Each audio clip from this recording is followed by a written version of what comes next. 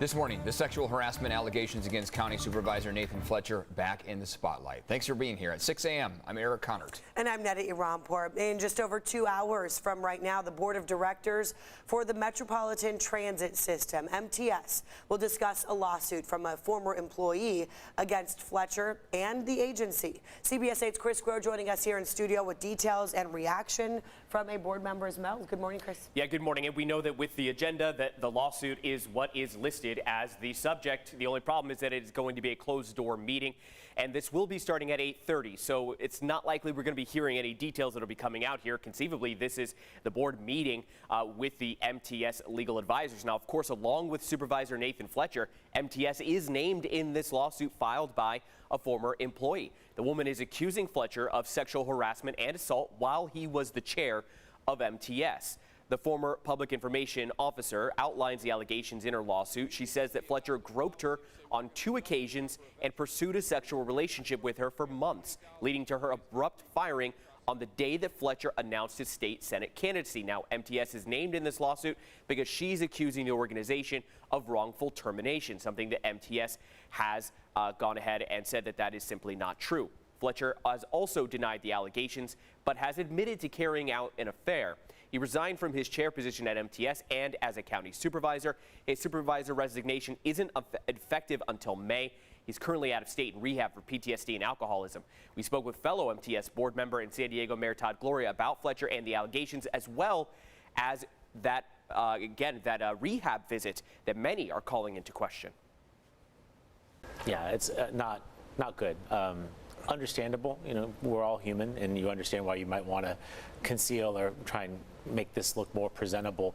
But obviously, we've heard the criticism from veterans groups about what it means to use PTSD to try and conceal this kind of behavior, and that's obviously not appropriate, and why I think the resignation was appropriate. Fletcher was also accused by a second woman of inappropriate sexual conduct. This allegedly happened back in 2015 when the woman was both a student at UCSD and an intern for Fletcher's nonprofit. He's denied those allegations as well.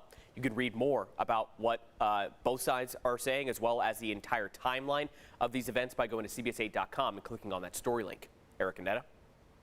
Right, Chris, thank you for the details there. And now this morning, North County commuters, sorry to say, but you will be dealing with another closure. Emergency crews now working on the eastbound lanes of State Route 78. The westbound portion reopened yesterday. It was closed for nearly a month because of a sinkhole. CBS 8's Dana Marie McNichol live along the 78 now to show us what we can expect on the detour here. Dana Marie. Well, good morning, Eric and Ned. I know drivers are far from getting back to their normal commute, and that's frustrating for them. We spoke to a couple of those drivers who say that this detour, because of this construction, has added about 30 minutes each way to their commute, which, of course, is frustrating. It's very, very inconvenient. It takes me a long time to get anywhere. I'm super stressful about all the traffic every day. Now, as storm-related repairs continue on the lanes between College Boulevard and El Camino Real, drivers are losing their patience. The congestion after getting off on El Camino Real has been really bad, especially when turning onto Vista Way. We spoke to those handful of drivers complained about the closures and flow of traffic. Now, we did get an update from Caltrans yesterday. They said it took 21 days to complete the westbound lanes, and they do expect another 3 weeks of construction on those eastbound lanes to replace the 70-year-old metal culverts with concrete ones. They say this project is going to be even more complicated than the westbound lanes because they have to dig a little bit deeper to replace those culverts. Supervisor Jim Desmond has come out with a response to this construction. He says back in 2004, San Diegans approved a half-cent sales tax that promised upgrades to State Route 78 in North County. Despite paying this tax until 2048, Desmond feels Sandag has not made the upgrades and has instead opted for less used public transportation and mass transit projects. He wants them to shift their priority to the State Route 78 HOV lanes and an interchange at the I-5 and not have people taxed out of their vehicles by charging them for every mile they drive. So, of course, he seems frustrated by this. Drivers are frustrated. We were here yesterday when those westbound lanes opened, eastbound lanes closed, and within an hour of those eastbound lanes closed, there's already excavators doing construction on those eastbound lanes. And Caltrans says this is a all hands on deck, 24/7 operation, hoping to get those lanes open as soon as possible. But they are expecting at least 3 weeks of construction. I'm Dana Marie McNichol coming to you from Oceanside. Dana Marie, thank you for that. And now drivers in North County, you have to deal with another freeway closure. We want to let you know about this so you're prepared. Caltrans says 3 on-ramps to northbound Interstate 15 in Escondido will be closed from 10 to 2 today. Those ramps, West Valley Parkway, 9th Avenue, and Via Rancho Parkway. Caltrans saying these on-ramps need to be shut down for pavement rehabilitation. This morning, we are working for you to check on repair work on this massive sinkhole in Encinitas and another one in a park in Scripps Ranch. The city says they're still trying to figure out how to repair the sinkhole next to Jerebeck Park in Scripps Ranch. It hasn't decided when the work will begin for the funding for this emergency project. And in Encinitas, repairs are underway on the sinkhole on Lake Drive that formed from a failed stormwater pipe.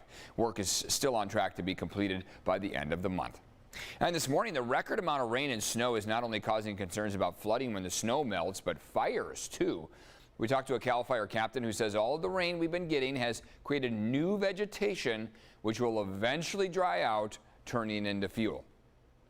We did get a lot of rain, but we have to remember eventually that stuff's going to get so hot that it dies off and puts us in a predicament. As for the drought, things have been improving. Netta has the latest report from the U.S. Drought Monitor coming up here into our newsroom. I know you've been looking into this here, Netta. Yeah, so we get the latest update around 5 in the morning on Thursdays. Once a week, we get this update, and I was keeping an eye on this yesterday, obviously, to see if we're noticing any changes. And this is the latest version, and it does not look like anything has changed for the state. You'll notice all the gray means that we are out of the drought, and then the yellows, the lighter browns there, dry to moderate. So let's zoom into San Diego and show you what's going on in the San Diego region. For us, west of our mountains, even across some of our mountains like Palomar, we are not in the drought, so that's always a good sign.